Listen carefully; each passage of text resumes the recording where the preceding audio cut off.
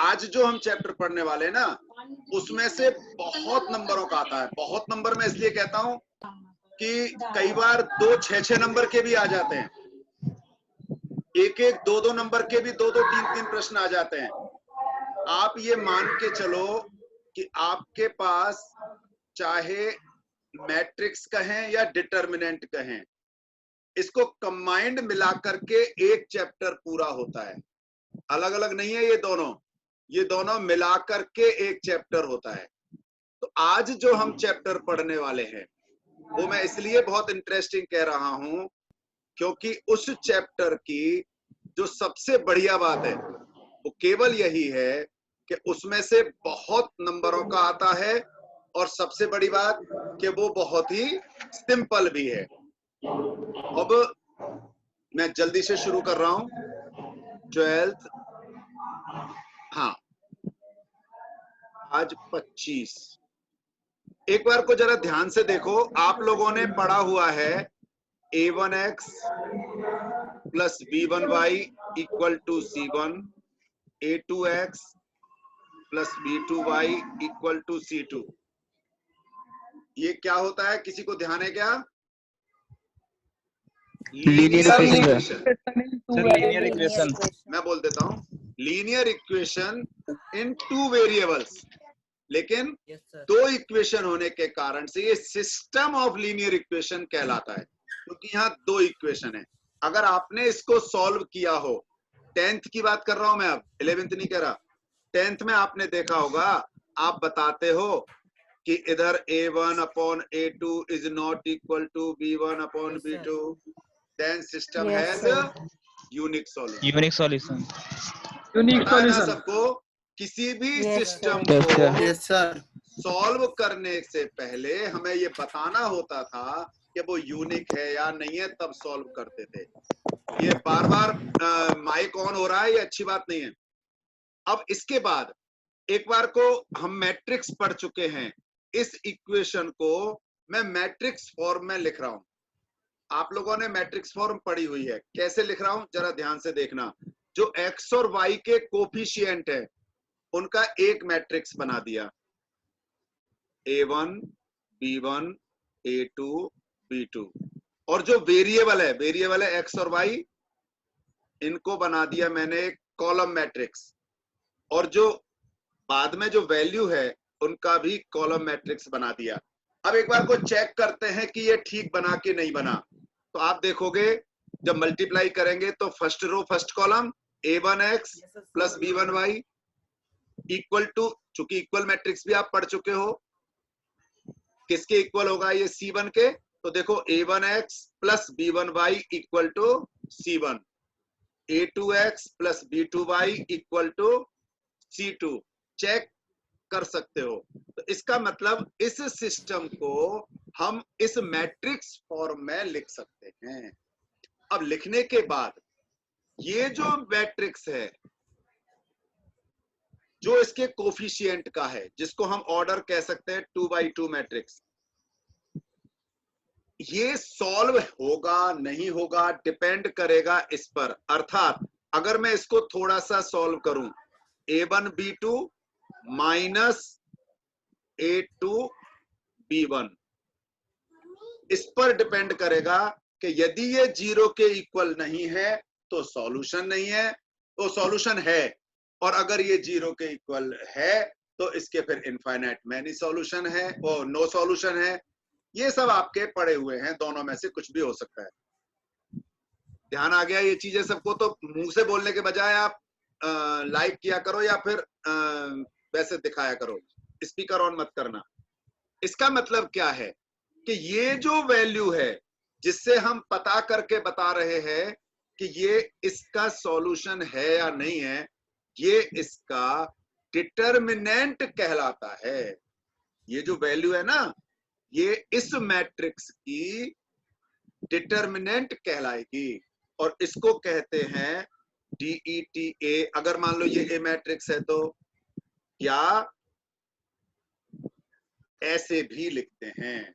एक बात और ध्यान करना, ऐसे लिखते जरूर हैं लेकिन इसका मतलब कहीं पर भी नॉन मॉडुलस नहीं है, ये मॉडुलस का साइन नहीं है, ये किसका साइन है?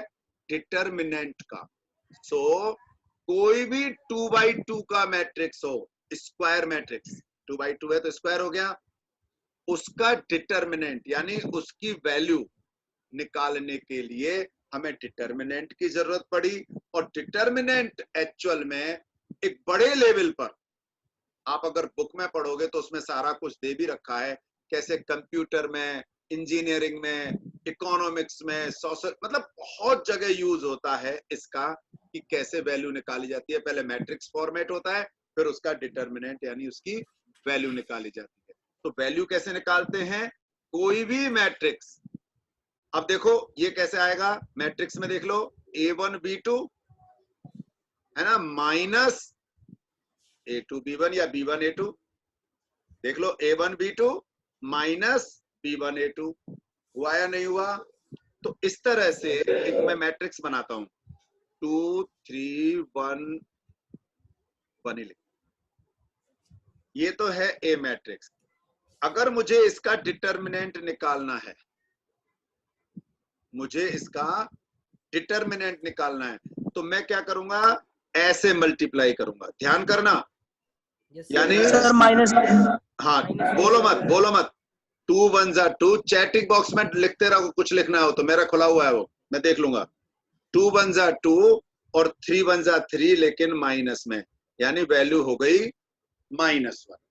तो बड़ा सिंपल सा है, बहुत ही सिंपल, कि किसी का भी डिटर्मिनेंट अगर निकालना हो तो इस तरह से इनको, अगर हम अपनी देसी भाषा में बोले तो क्रॉस मल्टीप्लाई करो, लेकिन बीच में माइनस का साइन आ जाए। और सबसे बड़ी बात, फिर से यहां आ जाना, ये 0 के इक्वल नहीं होना चाहिए। अगर 0 के इक्वल हो गया तो सॉल्यूशन नहीं है, या इनफाइनाइट मैनी सॉल्यूशन है। आपने तो यही पढ़ा है ना कि अगर किसी का यूनिक सॉल्यूशन यानी A1/A2 is not equal to B1/B2, उसका सॉल्यूशन तभी होगा अगर ये इक्वल हो गया। तो either no solution, either infinite many solution. तो ये आगे पढ़ेंगे, इसकी जरूरत आगे पड़ेगी, अभी नहीं। अभी तो आप केवल इतना सा समझ लो कि डिटर्मिनेंट ऑफ ए किस तरह से निकाला जाता है। तो डिटर्मिनेंट ऑफ ए एक बार फिर जब हम निकालते हैं तो हम क्या करते हैं? 2x2 में स्पेशली तो दो कंडीशन होती हैं इसकी। पहली, स्क्वायर मैट्रिक्स होना बहुत जरूरी है, और दूसरा, इस तरह से पहले एलिमेंट को दूसरे के कॉलम से इंटू करना, माइनस रो के दूसरे एलिमेंट को कॉलम के नीचे इंटू करना, बीच में माइनस का साइन लेना। और ये जो साइन है ये डिटर्मिनेंट का कहलाता है। इस साइन को हम कभी भी ये नहीं कह सकते कि ये मॉडुलस होगा। यहां तक क्लियर?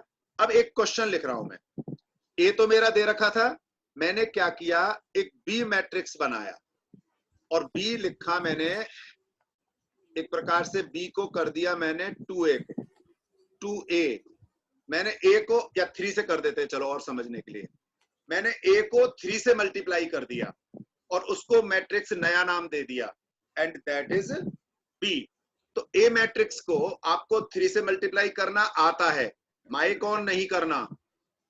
अगर हम 3 से इंटू करें तो 3 2 जा 6, 3 3 जा 9, 3 1 जा 3, 3 1 जा 3। अगर मैं अब इसका डिटर्मिनेंट निकालूं तो, अब एक बार को निकालना मत, पहले सोचना, निकालना आपको ए, पहले सोच लो। पर ए का डिटर्मिनेंट आया -1, जब 3 से मल्टीप्लाई कर दिया तो जल्दी से चैट बॉक्स में डालो क्या आना चाहिए बिना सॉल्व करे। वैसे तो दिखने में क्या लगता है, और सॉल्व करके डालो जो सॉल्व कर सकता हो, पर सॉल्व करने से पहले डालोगे तो मजा ज्यादा आएगा। हिमांशु ग्यालकोटी पढ़ चुका है कहीं ना कहीं, इसलिए डाल रहा है, या फिर सॉल्व करके डाल रहा है, जो भी है। बहुत बढ़िया, सुनील यादव ने भी सही डाला, रिद्वा ने भी सही डाला, सभी सही डाल रहे हैं। चलो, दिखने में क्या लगता है, ठीक है अब मत डालना कोई, दिखने में क्या लगता है कि भाई ये जो ए को 3 से मल्टीप्लाई किया है तो डिटर्मिनेंट को भी 3 से मल्टीप्लाई कर दो, तो आना चाहिए -3। लेकिन एक्चुअली में -3 नहीं होता। एक्चुअली में अगर हम करें तो 6 3 जा 18 -9 3 जा 27 यानी -9, अर्थात ये -1 था, ये -9 हो गया।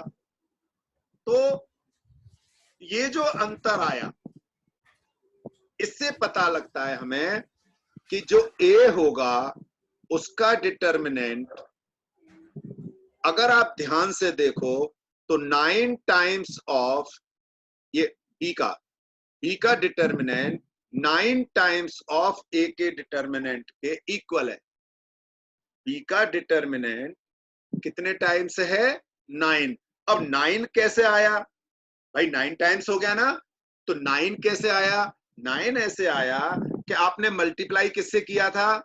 3 से, और ऑर्डर कौन सा था? 2/2। तो जितने ऑर्डर का होगा और जिससे मल्टीप्लाई कर रहे हो, इनका एक रिलेशन होता है।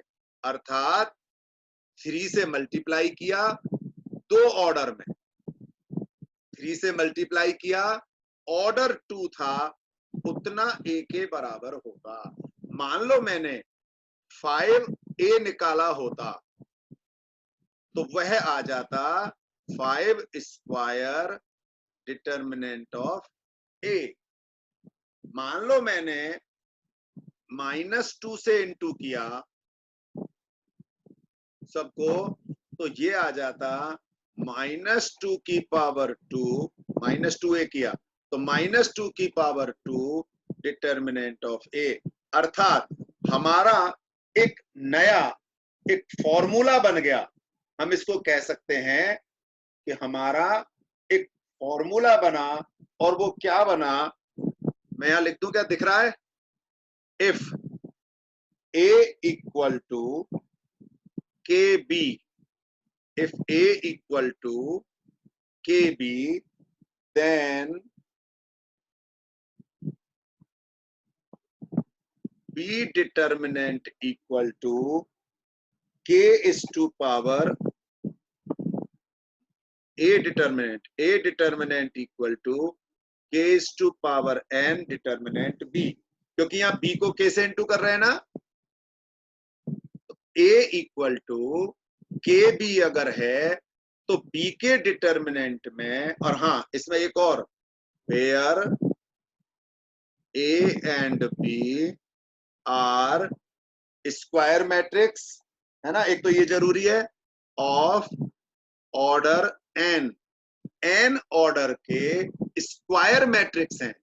जब n ऑर्डर के स्क्वायर मैट्रिक्स हैं तब A equal to K is to power n, क्योंकि K से मल्टीप्लाई किया है और ऑर्डर है n, so K is to power n determinant of B के इक्वल होगा। और इस पर एक खास बात बता देता हूं, बहुत सारे प्रश्न आपके इस पर आते हैं घुमा फिरा करके। आप जब एक्सरसाइज भी देखोगे तो आपको कई सारे प्रश्न मिल जाएंगे इसके, जो आपके बुक में भी, एग्जाम्पल में भी हो सकते हैं और एक्सरसाइज में भी हो सकते हैं। अब एक और चीज, ये तो था 2/2, मान लो होता 3/3, तो A11, A12, A13, A21, A22, A23, A31, A32, A33। मान लो मेरे पास 3/3 का होता। हालांकि ये मैं बता जरूर रहा हूं क्योंकि बुक में ऑर्डर में है, बाकी सही मायने में इसको सीखने के लिए तुम्हें जाना चाहिए था। इसको, ये जो 3/3 का है ना, 3/3 का सीखने के लिए आपको पहले माइनर्स सीखना होता है, जो पहले कोर्स बहुत अच्छा होता था, फिर कोफैक्टर्स सीखना होता है, उसके बाद समझ में आता है कि भाई ये 3/3 का कैसे निकालते हैं, है ना। लेकिन कोई फर्क नहीं पड़ता, आपके में माइनर्स और कोफैक्टर्स बाद में दे रखे हैं, तो हम इसको बाद में भी देख लेंगे, ठीक है ना। अभी इसको ही देखते हैं। तो इसमें क्या खास बात है, कभी भी 3/3 का डायरेक्ट नहीं निकाल सकते। पहली चीज, हमेशा 2/2 का निकालते हैं और 3/3 में को भी पहले 2/2 में कन्वर्ट किया जाता है, तब सॉल्व किया जाता है। कभी भी 3/3 का डायरेक्टली नहीं निकलता। तो क्या करते हैं, इसमें 6 प्रकार से निकाल सकते हैं। ये R1 है, ये R2 है, ये R3 है, आप देख ही रहे हो, ये C1, C2। इन 6 में से किसी के भी रेस्पेक्ट, किसी के भी अलोंग आप इसका डिटर्मिनेंट मालूम कर सकते हो। ठीक है, इस मैट्रिक्स का। तो अब मैं इसका डिटर्मिनेंट निकालता हूं।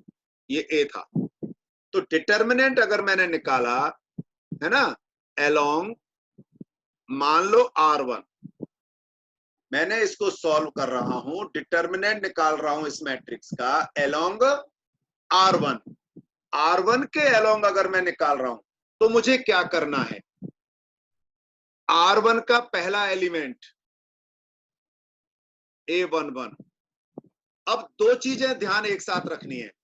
पहली, इसके I और J का टोटल कितना आ रहा है। अगर I और J का टोटल इवन नंबर है, I और J का टोटल इवन नंबर है, तब तो प्लस रहेगा। और अगर I और J का टोटल ऑड नंबर है तो माइनस हो। जैसे A11 में तो 1 + 1 इवन हुआ, लेकिन अगला तो A12 होगा ना। A12 हुआ तो 1 + 2 3, 3 यानी ऑड नंबर तो नेगेटिव। अगला है A13, 13 यानी 4, 4 यानी इवन, इवन यानी प्लस। तो A11 चूंकि इवन है। डिटर्मिनेंट ऑफ, अब दूसरी जो चीज ध्यान रखनी है, A11 के लिए फर्स्ट रो और फर्स्ट कॉलम को छोड़ दो, तभी 2/2 बनेगा, क्योंकि आपको 2/2 मैट्रिक्स में कन्वर्ट करना है। तो A11 का लिख करके फर्स्ट रो और फर्स्ट कॉलम को छोड़ दें, तो जो बच रहा है वो 2/2 का बच रहा है, अर्थात A22, A23, A32, A33। इसके बाद अगर देखो तो 1 और 2 मिलकर ऑड नंबर होता है, तो आ जाएगा माइनस। अब first row second column, first row second column छोड़ दो, तो फर्स्ट रो और सेकंड कॉलम छोड़ेंगे तो A21, A23, A31, A33। अब अगला देखो तो प्लस A13। A13 अगर हम देखें तो फर्स्ट रो और थर्ड कॉलम, इसे छोड़ना है, इसमें छोड़ना है, ध्यान करना, फर्स्ट रो थर्ड कॉलम। तब हमारे पास बचता है A21, A22, A31, A32। इसकी जो वैल्यू आएगी वो वैल्यू इस डिटर्मिनेंट की वैल्यू होगी। एक बार ध्यान में आ गया। मान लो मैंने निकाला होता अलोंग R2, मान लो मैंने R2 के अलोंग निकाला, तब A का डिटर्मिनेंट होगा। अब R2 में तो पहला एलिमेंट ही 2 है।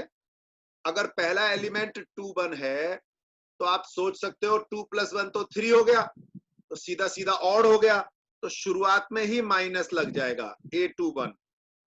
अब सेकंड रो और फर्स्ट कॉलम को छोड़ दो, सेकंड रो फर्स्ट कॉलम, ध्यान करना, सेकंड रो फर्स्ट कॉलम है ना, तो बचेगा A12, A13, A32, A33। दूसरा एलिमेंट देखो तो सेकंड रो में A22 यानी 2 + 2 4, इवन नंबर, तो यहाँ प्लस रहेगा। और जब प्लस रहा तो जरा इनको छोड़ दो, सेकंड रो और सेकंड कॉलम, तब आ रहा है A11, A13, A31, A33। इसके बाद अगला है 23, वो माइनस में है, तो A23। Second row third column, इसे छोड़ दो, तो A11, A12, A31, A32। इसको जब सॉल्व करेंगे वो भी इस डिटर्मिनेंट की वैल्यू कहलाएगी। एक और चीज मैं एक कॉलम से करके और देखते हैं। मान लो अलोंग C3 करता हूं सीधा, आपकी समझ में आ जाएगा, किसी से भी कर सकते हैं, C1 C2 C3। हम अलोंग C3 करते हैं। अलोंग C3 करने पर अब जरा देखो, C3 1 + 3 क्या होता है? 4। 4 यानी इवन नंबर, तो प्लस A13। फर्स्ट रो यहां पर भी वही है, फर्स्ट रो थर्ड कॉलम छोड़ना है, फर्स्ट रो थर्ड कॉलम छोड़ देना है। अगर मैंने फर्स्ट रो और थर्ड कॉलम छोड़ दिया, मेरा बच रहा है A21 A22 A31 A32। अगले पर आ जाओ, A23 2 और 3 मिलकर 5 यानी odd, minus A23 second row third column, second row third column. अब मैं लिखूंगा A11 A12 A31 A32, क्योंकि सेकंड रो थर्ड कॉलम हटा दिया। लास्ट बच रहा है मेरा प्लस A33, क्योंकि ये इवन है। थर्ड रो थर्ड कॉलम दोनों हट जाएंगे, तो A11 A12 A21 A22। तो इस तरह से हम किसी भी मैट्रिक्स को, आप इसको फिर से समझ लो, हम किसी भी मैट्रिक्स को 6 प्रकार से 3x3 का 6 प्रकार से उसको डिटर्मिनेंट की वैल्यू निकाल सकते हैं। और इंपॉर्टेंट बात, 6 की 6 बार तरीके से निकालने पर डिटर्मिनेंट की वैल्यू सेम आएगी, डिफरेंट नहीं आएगी। अर्थात चाहे R1 अलोंग करो, R2 के अलोंग एक्सपेंड करो, R3 के एक्सपेंड करो, या C3 अलोंग एक्सपेंड करो, या C2 या C3, किसी के भी रेस्पेक्ट आप इसको एक्सपेंड कर दो, आपको केवल एक तरीके से निकालना है, और उस तरीके से निकालना है जो आपको सबसे आसान लगे। अब आसान कौन सा लगेगा? आप एक बात बताओ, मान लो इसी में एक रो ऐसी है जिसमें 2 जगह 0 है, तो हमें तो सबसे आसान है ना, क्योंकि शुरुआत में मल्टीप्लाई किससे हो रहा है? एक बार को जरा ध्यान से देखो, मैं फिर से दिखाता हूं आपको अपना बोर्ड, जरा ध्यान से देखो। इस जगह मैं यहीं पर क्वेश्चन पर दोबारा आ जाता हूं। मान लो मेरा यहां और यहां 0 होता है ना। आप देखो, अगर R3 के या किसी के भी रेस्पेक्ट करते हैं, उसी से सबसे पहले मल्टीप्लाई कर रहे हैं, और अगर उसी से मल्टीप्लाई कर रहे हैं और यही 0 है, तो हमें आगे करने की तो जरूरत ही नहीं है, वो तो ऑटोमेटिकली 0 हो गया।